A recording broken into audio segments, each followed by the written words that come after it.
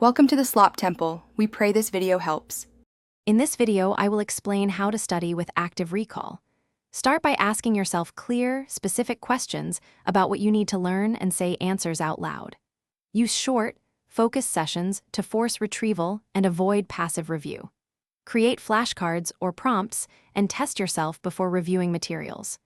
Track what you miss and prioritize those items in future sessions for better retention and efficient study. Write questions that mirror exam prompts and daily use, aiming for clarity and focus in each query. Mix fact, concept, and application questions to deepen understanding and avoid surface learning. Keep question sets small and test yourself frequently, then immediately mark errors for review. Rotate topics across sessions so you force retrieval across contexts and strengthen long-term memory through varied practice and repeated, spaced recall. Begin each study session with a short, intense retrieval block lasting about 20 to 30 minutes, avoiding notes or textbooks. After testing, review only the items you missed and then retest those items after a short break.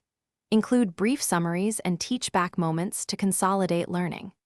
End sessions by planning the next retrieval targets and spacing them over days to prevent forgetting and to build durable understanding through repeated practice. Thanks for watching. Consider subscribing if we helped you.